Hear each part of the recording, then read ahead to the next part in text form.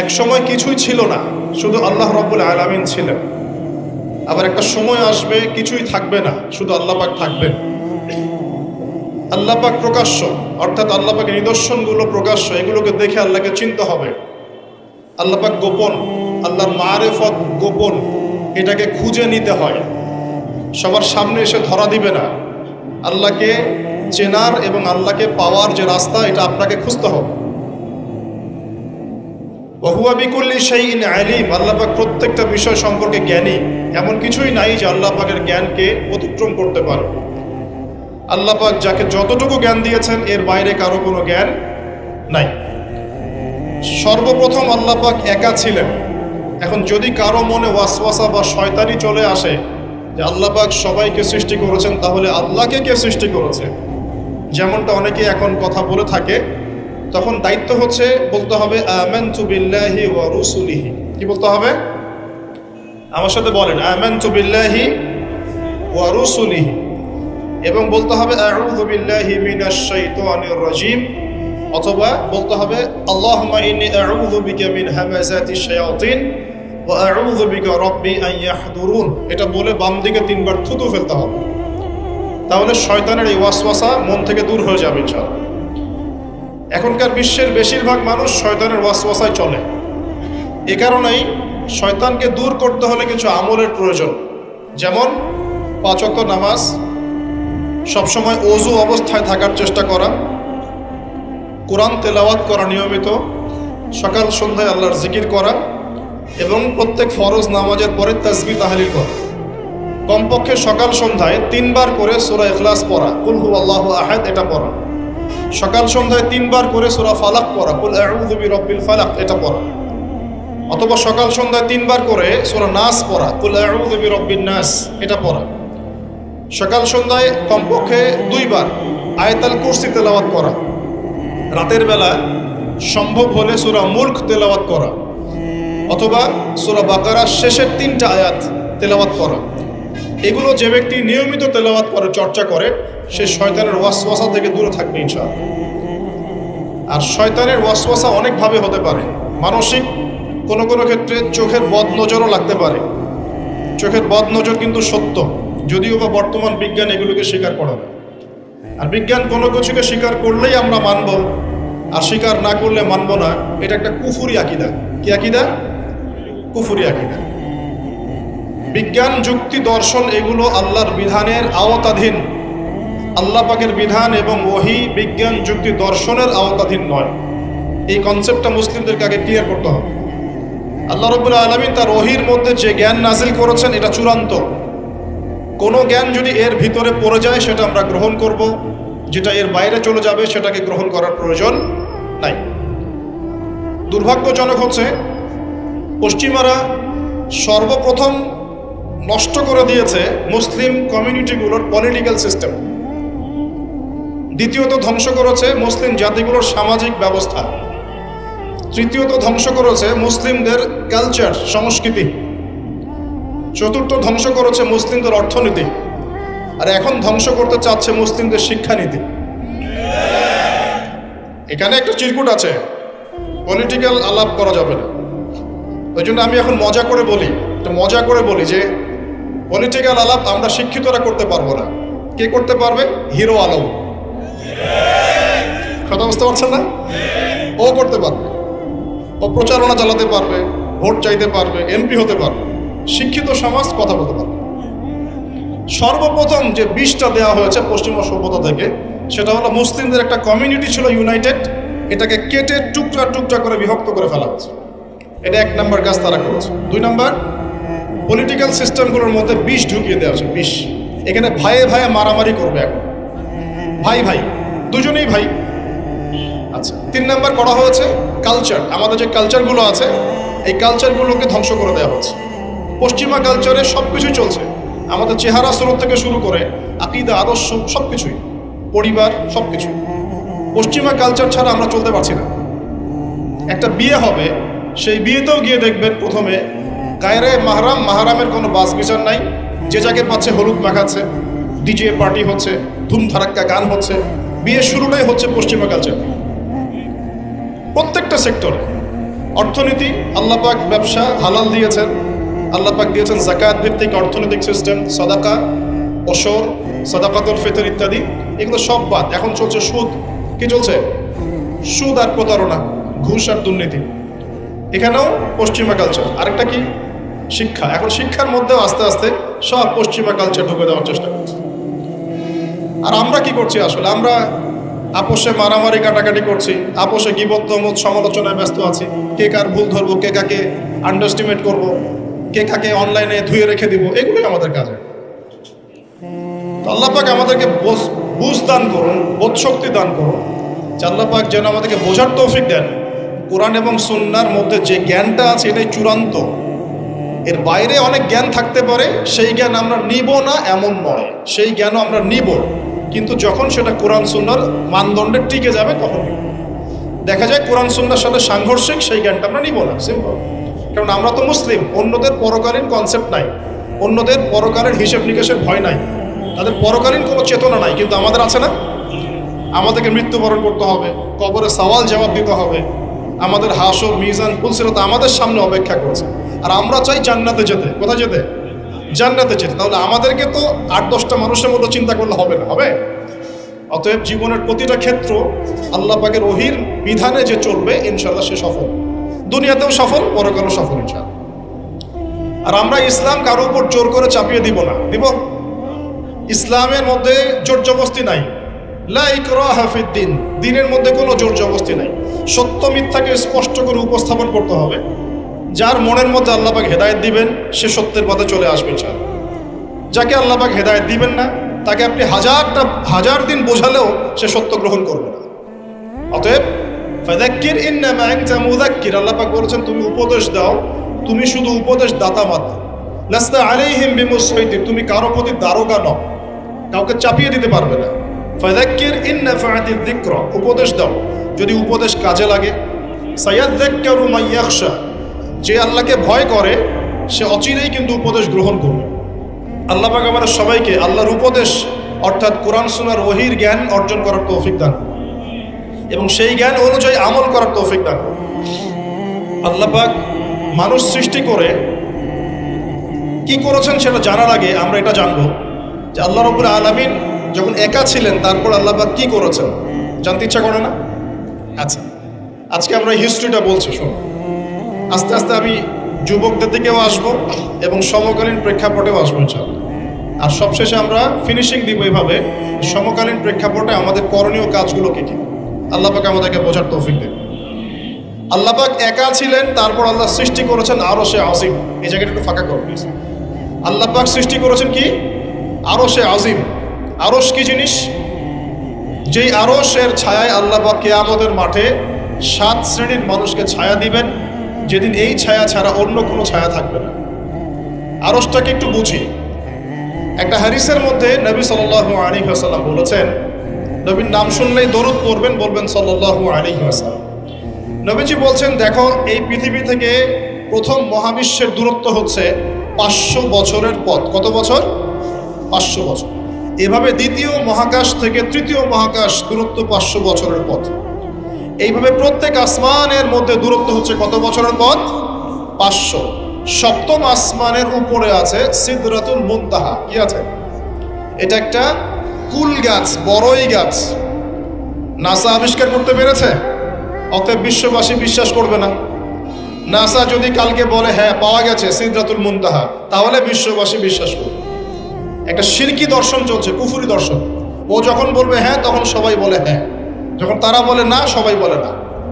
আল্লাহ পাকের ওহীর জ্ঞানের কোনো মূল্য নাই সবার কাছে, ইল্লা মাশাআল্লাহ। সিদরাতুল মুনতাহার উপরে আছে কুরসি। কি আছে? কুরসি। আল্লাহ পাকের কুরসি, যেটা আপনি আয়াতুল কুরসির মধ্যে পড়েন, ওয়াসিআ কুরসিয়ুহুস সামাওয়াতি ওয়াল আরদ, মানে আল্লাহ পাকের কুরসিটা আসমান জমিনকে ঘিরে রেখেছে। আর বলে রাখি যে প্রত্যেক ফরজ নামাজের পর যে আয়াতুল কুরসি পড়ে, জান্নাতে যাওয়ার জন্য তার একটাই বাধা, মৃত্যু। মৌত হয়ে গেলে জান্নাতে চলে যাবে। একটা হাদিস আসছে, রাত্রেবেলা ঘুমানোর সময় কেউ যদি আয়াতুল কুরসি পড়ে, সারা রাত আল্লাহর পক্ষ থেকে একজন ফেরেশতা তাকে পাহারা দিবে। এই ফেরেশতা তো দেখা যায় না, দেখা যায়? তো কয়দিন পর যদি বলে যে যা দেখা যায় না তা বিশ্বাস করা যাবে না, আসলে কিন্তু এপিস্টেমোলজি তাদের এটাই, যা দেখে না তা বিশ্বাস করে না। পশ্চিমারা কি ফেরেশতায় বিশ্বাস করে? কেন করে না? এটা তো একটা প্রশ্ন, উত্তরটা আমি বলছি আপনাদের। কারণ তাদের জ্ঞান তত্ত্ব হচ্ছে যা চোখে দেখি না, যা পরীক্ষা নিরীক্ষা পর্যবেক্ষণে আসে না, তার কোনো অস্তিত্ব নাই। এটা ওদের ফিলোসফি অফ এডুকেশন, শিক্ষা দর্শন। এটাকে আমরা ফিলোসফির ভাষায় বলি এপিস্টেমোলজি বা জ্ঞান তত্ত্ব। জ্ঞান তত্ত্ব টিচার যারা আছেন তারা বুঝবেন, তাদের জ্ঞান তত্ত্ব এমন। আর আমাদের জ্ঞান তত্ত্ব উল্টা, টোটালি ডিফারেন্ট। আমরা কি বলি? আমরা বলি ওয়াকুলিল হাক্কু মির রাব্বিকুম, সত্য আল্লাহর পক্ষ থেকে আসে। আমরা বলি যে অদৃশ্যে বিশ্বাস না করা পর্যন্ত কেউ মুমিনই হতে পারবে না। ইমানের কয় পিলার? ইমানের কয় পিলার? 6 পিলার। আমানতু বিল্লাহি, আল্লাহর প্রতি বিশ্বাস করলাম, ওয়া মালাইকাতিহি, তার ফেরেশতাগণের প্রতি, ওয়া কুতুবিহি, আল্লাহ পাকের আসমানি কিতাব সমূহের প্রতি, ওয়া রুসুলিহি, আল্লাহ পাকের রাসূলগণের প্রতি, ওয়াল ইয়াউমিল আখির, পরকালের প্রতি, ওয়াল কদরি খায়রিহি ওয়া শাররিহি, তাকদীর বা ভাগ্যের ভালো মন্দের প্রতি। এই 6টার একটাও কি চোখে দেখা যায়? আল্লাহকে দেখেছেন? ফেরেশতা দেখেছেন? আমাদের নবীকেও কি দেখেছেন? শুধু কোরআনটা আপনি চোখের সামনে দেখছেন, আর কিচ্ছু আপনি দেখছেন। পরকাল দেখেছেন? তাকদীর ভাগ্য দেখেছেন? কিচ্ছু দেখি নাই। এই 6টা পিলারে বিশ্বাস না করতে পারলে কেউ মুমিন হতে পারবে না। পারবে? আলিফ লাম মিম যালিকাল কিতাবু লা রাইবা ফি হুদাল লিল মুত্তাকিন। কারা মুত্তাকি? আল্লাযীনা ইউমিনুনা বিল গায়বি। এই যে 6টা গায়েবে যারা বিশ্বাস করে এরা হলো মুমিন, মুত্তাকি। তাহলে আমাদের জ্ঞানের ভিত্তিটা কি? আমরা অদৃশ্যে বিশ্বাস করি, আর ওদের জ্ঞানের ভিত্তি হচ্ছে ওরা চাক্ষুষ যা দেখে তাতে বিশ্বাস করে। এই জায়গাতেই তো পার্থক্য জ্ঞানতাত্ত্বিক। এই কারণেই ওরা ফেরেশতায় বিশ্বাস করে না, আল্লাহ বিশ্বাস করে না, নবী রসুলগণে বিশ্বাস করে না। তারা বলছে আল্লাহর সন্তান আছে, নাউযুবিল্লাহ। হ্যাঁ, তারা আসমানি কিতাবে বিশ্বাস করছে না, তারা ধর্মের কনসেপ্টে বিশ্বাস করছে না। তারা পরকাল, পুনরুত্থান, হাসর, কিয়ামত, মিজান, পুলসিরাত কিছুই বিশ্বাস করে। বিশ্বাসগত পার্থক্য এখানে। এখন মুমিন মুসলিম হিসাবে আমরা বিশ্বাস করি আল্লাহ পাকের ফেরেশতা আছে না নাই? আছে। এখন এই ফেরেশতারা 8জন ফেরেশতা, বড় বড় 8জন ফেরেশতা, তারা আল্লাহ পাকের আরশটাকে ধরে রেখেছে। কয়জন ফেরেশতা? 8জন। এই 8জন ফেরেশতা আল্লাহর আরশকে টেনে নিয়ে আসবে কিয়ামতের মাঠে। বলেন সুবহান। আল্লাহ পাকের এমনও ফেরেশতা আছেন যারা একটা ফুৎকার দিবে, জাস্ট একটা ফু, এক ফুৎকারে পুরো মহাবিশ্ব ধ্বংস হয়ে যাবে। এত শক্তিশালী ফেরেশতা আছে আল্লাহ পাক। আমরা যখন মায়ের গর্ভে ছিলাম, এরকম একজন ফেরেশতাই আল্লাহর পক্ষ থেকে রূহ নিয়ে এসে মায়ের গর্ভে ফুঁকে দিয়েছে এবং আল্লাহর হুকুমে 4টা বিষয় লিখে দিয়েছে। আমরা প্রত্যেকে যখন মায়ের গর্ভে ছিলাম, বয়স ছিল 4 মাস 10 দিন।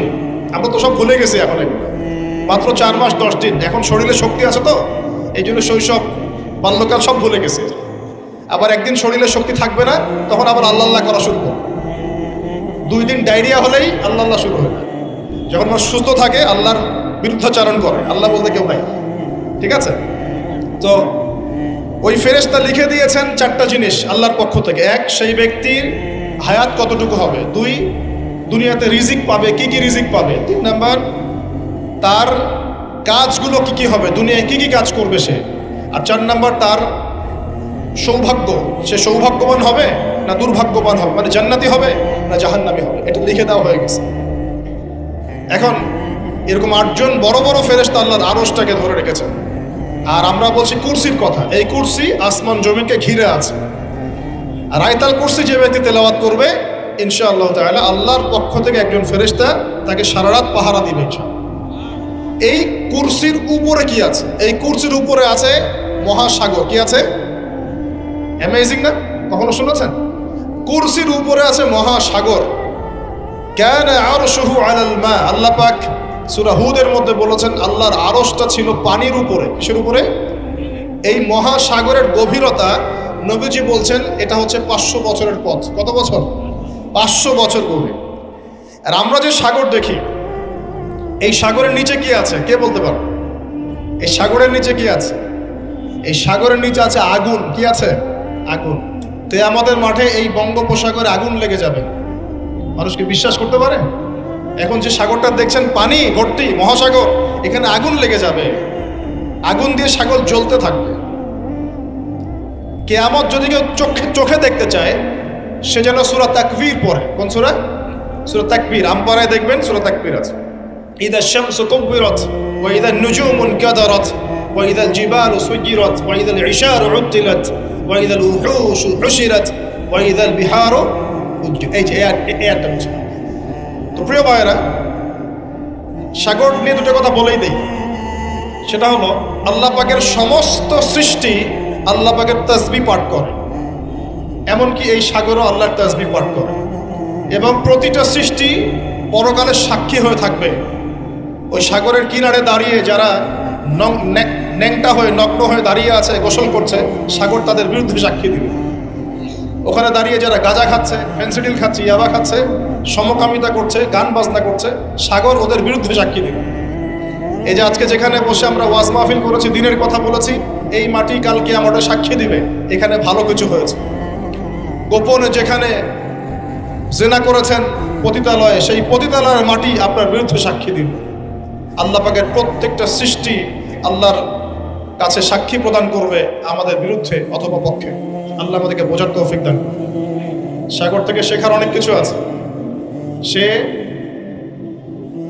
নীরবে আল্লাহ পাকের হুকুম পালন করে যায়। কখনো কি সে হুকুম পালন করতে থেমে যায়? আসমানের পাখির দিকে হেদায়েত আছে, তারা আল্লাহ পাকের তাসবিহ পাঠ করে। গাছপালা আল্লাহর তাসবিহ পাঠ করে। আসমান, জমিন, চন্দ্র, সূর্য যা আছে আল্লাহ পাকের সমস্ত সৃষ্টি আল্লাহর তাসবিহ পাঠ করে। আল্লাহ পাকের দুইটা নাফরমান সৃষ্টি আছে, একটা হলো মানুষ আর একটা হলো জিন জাতি। এই দুটোই সবচেয়ে নাফরমান সৃষ্টি। ওইদিকে আমি পরে আসছি। সাগর কি শেখায়? বিনয়ী হতে শেখায়। কারণ সে অনেক শক্তিশালী, সে অনেক শক্তিশালী এবং প্রচুর সম্পদে ভরা। এই সাগর এই পুরো এলাকার বা পুরো দেশের কোটি কোটি মানুষের রিজিকের উৎস। এই সাগর, তার ভিতরে আল্লাহ রিজিক আছে, সম্পদ আছে। অনেক সম্পদে পরিপূর্ণ থাকার পরেও সাগর খুব শান্ত, তার মধ্যে খুব উদ্ধত অহংকারী আচরণ দেখা যায়। ঠিক আল্লাহর জ্ঞানী মানুষরা সমুদ্রের মতো হয়, তাদের ভিতরে অনেক জ্ঞান থাকে, কিন্তু তারপরেও তারা শান্ত থাকে, বিনয়ী থাকে। আর যাদের ভিতরে সম্পদ কম তাদের লাফালাফি বেশি। কথা বুঝতে পারছেন? সাগর এত শক্তিশালী হওয়া সত্ত্বেও আপনি তার সামনে গিয়ে দাঁড়ালে সে আপনার পা ধুয়ে দেয়। আল্লাহর বিনয়ী মানুষরা এমনই হয়, অনেক শক্তিশালী হওয়া সত্ত্বেও, সম্পদশালী হওয়া সত্ত্বেও তারা আপনার পা ধুয়ে দেয়। অনেক শেখার আছে, অনেক কিছু। সাগর সম্পর্কে অনেক আয়াত আছে কোরআনে। যখন সাগরে নৌযান চলাচল করে তখন আল্লাহ পাক যদি ঝড় ঝাপটা দেন, প্রাকৃতিক কোনো বিপর্যয় দেন, তাহলে মানুষ মুখলেসভাবে আল্লাহকে ডাকা শুরু করে। যখন সে সেখান থেকে উদ্ধার পায়, আল্লাহ পাক উদ্ধার করে দেন, বিপদ থেকে বাঁচিয়ে দেন, আবার সে আল্লাহর সাথে শিরক করা শুরু করে।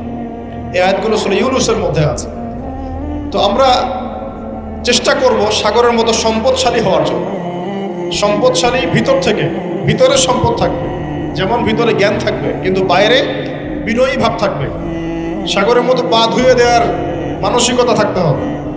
এবং যখন সে আল্লাহর হুকুমে মানে গর্জন প্রদান করা শুরু করে তখন কিন্তু সামন পিছন সব ভাসিয়ে নিয়ে চলে যায়। তাই নর্মালি শান্ত থাকতে হবে, যখন আল্লাহর হুকুম আসবে তখন ঝাঁপিয়েও পড়তে হবে। কথা কি বুঝতে পারছেন? সমুদ্রের মতো অনেক কিছু শেখার আছে। এগুলো শিখতে হলে আগে দৃষ্টিভঙ্গি চেঞ্জ করতে হবে। সাধারণ মানুষের মতো সব দেখলে হবে না, আপনাকে খিদর আলাইহিস সালামের মতো দেখতে হবে। তার মতো মুসা আলাইহিস সালাম বলছেন যে নৌকা ফুটা করলেন কেন? সূরা কাহফ কেউ পড়েছেন? সূরা কাহফ পড়েছেন তো? নবী মুসা আলাইহিস সালাম বলছেন নৌকা ফুটা করলেন কেন? তিনি বলছেন নৌকা ফুটা না করলে জলদস্যু নিয়ে চলে যেত। মুসা আলাইহিস সালাম বলছেন নিষ্পাপ বাচ্চাকে হত্যা করলেন কেন? খিদর আলাইহিস সালাম বলছেন এই বাচ্চাকে হত্যা না করলে এই বাচ্চা বড় হয়ে বড় কাফের হতো, পিতামাতাকেও কাফের বানাতো। মুসা আলাইহিস সালাম বলছেন এই দেয়াল কেন নির্মাণ করলেন পারিশ্রমিক ছাড়াই? তিনি বলছেন দেয়াল নির্মাণ না করলে এর নিচে থাকা সম্পদ, এতিম বাচ্চাদের সম্পদ মানুষ নিয়ে চলে যেত। তিনটা প্রশ্নেই মুসা আলাইহিস সালাম বাইরের চোখ দিয়ে দেখেছেন, খিদর আলাইহিস সালাম তার ভিতরের চোখ দিয়ে দেখেছেন। এই যুগে যদি আপনি ফিতনা চিনতে চান, দাজ্জালীয় সভ্যতাকে চিনতে চান, তাদের প্ল্যানগুলো বুঝতে চান, স্বাভাবিক দৃষ্টিভঙ্গি দিয়ে দেখলে হবে না, ভিতরের চোখ দিয়ে দেখা শিখতে হবে। এটা সবচেয়ে বড় কথা আজকের মাহফিলে।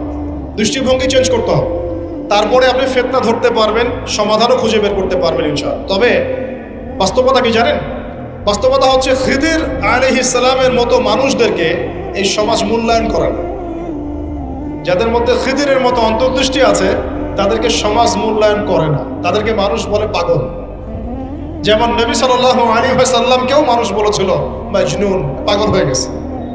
নবী সাল্লাল্লাহু আলাইহি ওয়াসাল্লামকে মানুষ বলছে সাহের, জাদুকর, মাজনুন, ফারিকুল জামাআ, বলছে সাবিঈ, কত কথা বলেছে। আল্লাহ পাক আমাদের সবাইকে কোরআন সুন্নাহ ভিত্তিক জ্ঞান অর্জন করার তৌফিক দেন এবং খিদির আলাইহিস সালামের মতো অন্তর্দৃষ্টি লালন করার তৌফিক দেন। এই মহাসাগরের অস্তিত্ব আছে যেটা কুরসির উপরে, এর উপরে আল্লাহ রাব্বুল আলামিনের আরশ আজিম, যেটাকে টেনে নিয়ে আসবে কতজন ফেরেশতা? 8 জন। আগে হাদিসটা শুনি।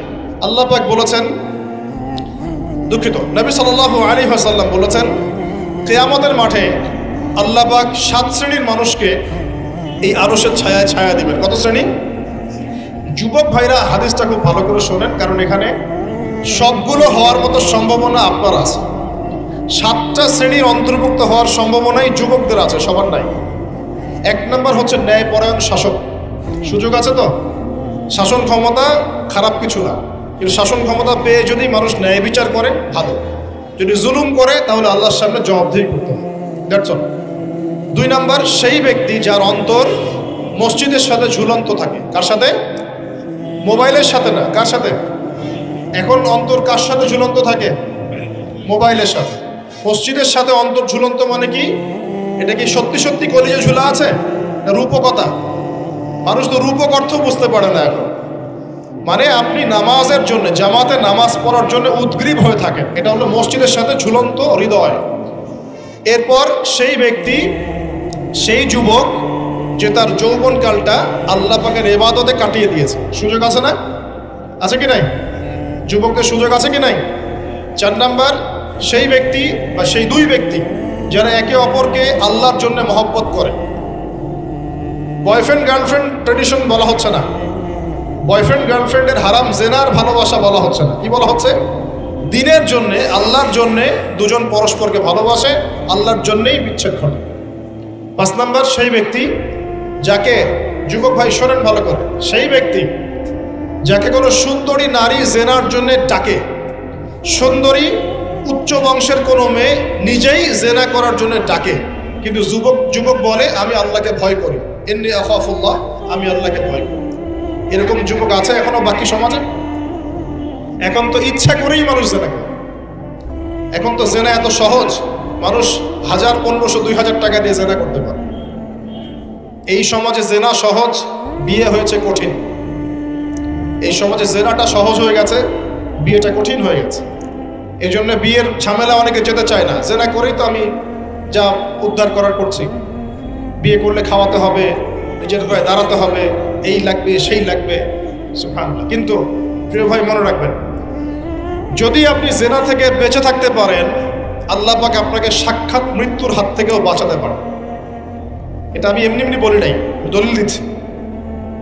জেনা এমন একটা পাপ, যেই পাপ থেকে যদি কোনো যুবক নিজেকে বাঁচাতে পারে, আল্লাহ মউতের হাত থেকেও বাঁচাতে পারবে ইনশাআল্লাহ। কিভাবে? 3 বন্ধু যাচ্ছে রাস্তা দিয়ে, হঠাৎ করে ঝড়, বন্ধু 3 জন ঢুকে গেল গুহার মধ্যে। কিসের মধ্যে? গুহায়, যে পাহাড়ি এলাকায় আপনারা থাকেন যারা, গুহার মধ্যে। হঠাৎ করে পাহাড়ের পাথর দিয়ে গুহার মুখটা বন্ধ হয়ে গেল। এখন খোলার কোনো অপশন নাই। সবাই বলছে এখন 3 জন, এখন তো আমরা বের হতে পারবো না। সবাই সবার নেক আমলের ওসিলা দিয়ে আল্লাহর কাছে দোয়া করো। কিসের ওসিলা দিয়ে? নেক আমলের ওসিলা দিয়ে দোয়া করতে হয়। যে হাদিস, মৃত মানুষকে ওসিলা করে তার জন্যে নজর মানত জবাই করে দোয়া করতে হয়। নিজের নেক আমলের ওসিলা দিয়ে আল্লাহর কাছে দোয়া করতে হয়। আল্লাহ পাক এখন দোয়া শুনলেন। একজন বলছে আমি আমার পিতা মাতাকে খুব খেদমত করতাম, তাদেরকে দুধ পান না করে দুধ পান করাতাম না, নিজেও করতাম না, ছেলেদেরকে করাতাম না। আল্লাহ এই কাজটা তোমার ভালো লাগলে আজকে গুহার মুখ থেকে পাথর সরিয়ে দাও। পাথর একটু সরে গেল। পাথর আল্লাহর কথা শোনে কিনা? শোনে না? সবাই আল্লাহর কথা শোনে। আগুন আল্লাহর কথা শোনে কিনা? ইব্রাহিমের জন্য আগুন ঠান্ডা হয়ে যায় নাই? আচ্ছা, তারপরে আরেকজন দোয়া করছে, আল্লাহ আমার এক কর্মচারী ছিল, তার বেতন বাকি ছিল, সে বেতন না নিয়ে চলে গেছে। আমি সেই বেতনটা দিয়ে কিছু গবাদি পশু কিনেছি। আস্তে আস্তে গবাদি পশু বেড়েছে, অনেক দিন পর সে এসেছে টাকা চাওয়ার জন্য। তা আমি বলেছি সবই তোমার, সব নিয়ে চলে যাও। সে বলেছে আপনি কি ফাইজলামি করতেছেন আমার সাথে? আমার টাকা আমাকে দেন। না, তোমার টাকা দিয়ে আমি এটা কিনেছিলাম, আজকে বংশবৃদ্ধি হয়েছে, সব তোমার, নিয়ে যাও। সে নিয়ে গেল। সে বলছে আল্লাহ, এই কাজ যদি তোমার সন্তুষ্টির জন্য করে থাকি, আজকে আমাকে বাঁচাও। পাথর একটু সরে গেল। এবার তৃতীয় ব্যক্তি, এই ছেলে বলছে, যুবক ছেলে, আল্লাহ আমার একজন চাচাতো বোন ছিল। কে ছিল? এই যে বয়ফ্রেন্ড গার্লফ্রেন্ড, খালাতো বোন, চাচাতো বোন, এখন তো বিচ্ছিরি অবস্থা। এখন এমন একটা অবস্থা, পশ্চিমা সভ্যতার রিপোর্টগুলো পড়ে দেখি, ভাই ও বোনের সাথে জেনা করে। ওদের ওখানে নিজের আপন পিতার দ্বারাও মেয়ে সেক্সুয়াল হ্যারাসমেন্টের শিকার হয়। ওরা আমাদেরকে শেখায় এখন ভালো কোনটা মন্দ, আর আমরাও আমাদের মাথাটা কবে যে বিক্রি করে দিলাম। ওদের কাছ থেকে ভালো মন্দ শিখতে হচ্ছে, কোরআন সুন্নাহ বাদ দিয়ে ওদের কাছ থেকে ভালো মন্দ শিখতে হচ্ছে। তো চাচাতো বোনকে সে খুব ভালোবাসতো, তাকে সে পেতে চাইতো, মানে তার সাথে সেক্সুয়াল সম্পর্ক করতে চাইতো, সোজা কথা বলে।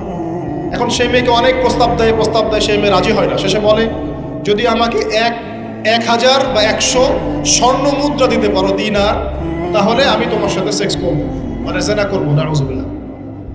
তো সেই ছেলে অনেক কষ্ট করে এই টাকাগুলো বা এই দিনারগুলো অর্জন করে, কামাই করে, দিন রাত পরিশ্রম করে, ঠিক আপনারা যেমন করছেন না।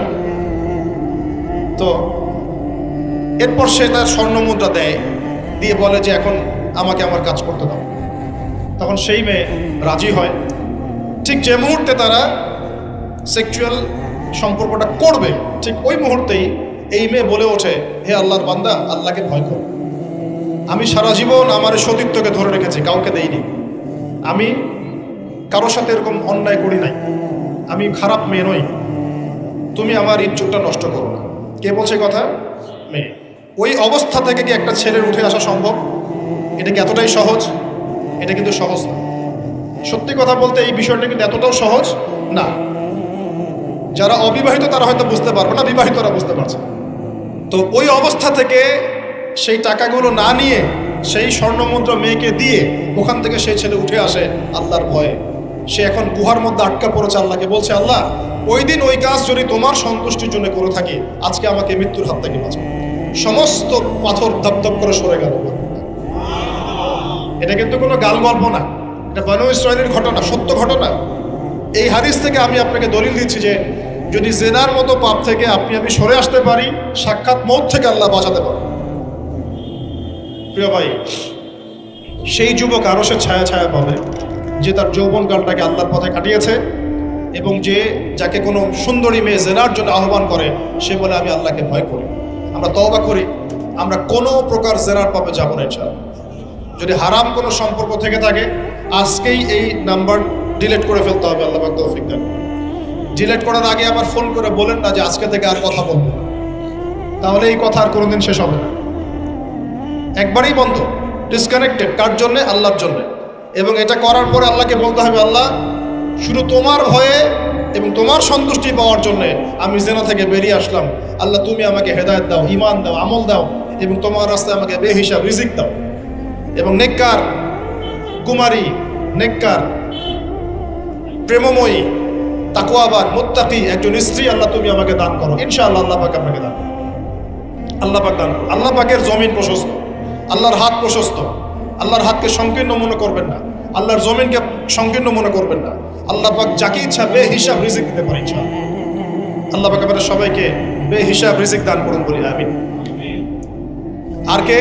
আর সেই ব্যক্তি যে এত গোপনে দান করে, যার বাহাত জানে না ডান হাত কি দান করেছে, যার বাহাত জানে না ডান হাত কি দান করেছে। আমাদের মতো নয় যে 10,000 টাকা দান করলে সবাইকে না জানানো পর্যন্ত ঘুম হচ্ছে না, এমন নয়। দান এমন গোপনে করে যে তার বাহাত জানে না ডান হাত কি দান করছে। আল্লাহ পাক আমাদের সবাইকে গোপনে দান করার তৌফিক দেন।